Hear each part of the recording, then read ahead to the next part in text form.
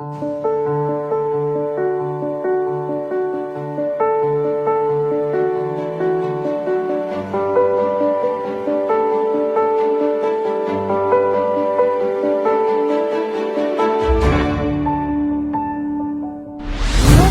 nga bata nga gipanganak nga walay buho sa lubot, malampusong naoperahan. Pamilya nagpasalamat sa medical team ni Governor Uy.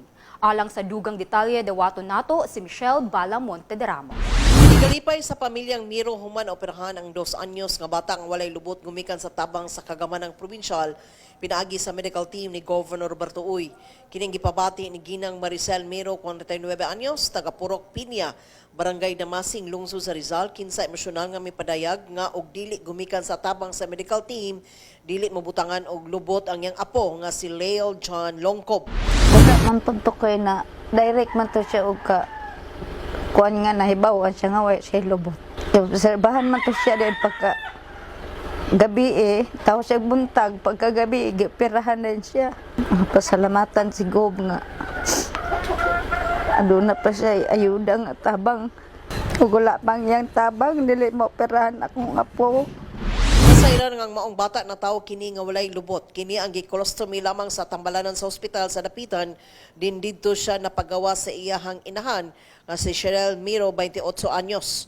Og sa pag-edad na sa bata og 2 ka tuig, midangop sila ni Mr. Ryan Bustillo nga naa sa Provincial Disaster Risk Reduction and Management Office, kinsa silingan usab nila sa Barangay Damasing. Dool ko ni Gob o iyang gi-aksyonan dayon ng akong pangayag panabang niya. O gipadadaan niya og medical team sa Cebu, gipa-assess niya og ayo dito ni Ma'am Herdina ni atong February 2021. Kuan ko ni Sir Rene Bustillo. Gipaduol ko na ni Ma'am Herdina. Pag-process na ko sa papel, dali na po siya kaayo na human, then gipalarga dahil ng Cebu. Pag ato na mong Cebu, ni kuan pa mi sa Chongwa kay dito pa mi nagpa-check up og primero, then gi-refer din mi sa Soto. Then pag humanad na, opera na dahil ang bata. Duha may kasimana dito sa sulod. Dayon paggawas na sa ospital, sige may follow up check up kada bulan, then 5 po may kabulan dito. Dili gi-refer sila ngadto sa medical team o si Miss Herdina Crisostomo ang mi-assist kanila aron makasulod sila sa Vicente Soto Memorial Medical Center sa Dakbayan sa Cebu. Kini ang malampusong na operahan uban nila ni Dr. Astrologo, Dr. Tan ug Dr. Cruz sa ilang diagnosis nga imperforate anus without fistula, SP transverse loop colostomy 2019 Epispadias. Samtang ang inahan niini nga si Cheryl, mapasalamaton usab og dako ni Governor Uy sa iyang nakuha nga ayudang pinansyal nga 10,000 ka pesos. Nagpasalamat usab sila ni Miss Crisostomo gumikan kay wala sila pasagdahi hangtod sa pag-opera sa iyang anak, kinsa wala usay nabayaran maski piso silang hospital bill nga 89,132 pesos og 30 centavos sa duha ka semana nilang pundo sa maong tambalanan.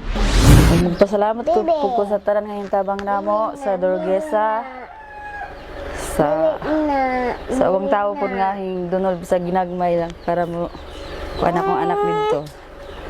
Sa among bill wa gud mi nabayaran noon dito. Libre ra tanan. Sa financial assistance ni Gob, salamat kaayo kay imuha kaming gitagaan og financial.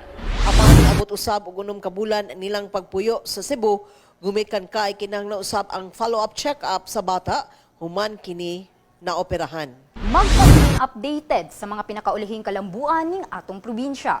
I-like o i-follow ang among Facebook page ug mag-subscribe sa among YouTube channel. Kini si Lady Mary Luya alang sa Zamboanga del Norte Provincial News Network. Ang dapig sa matuuran, duyog sa kalambuan.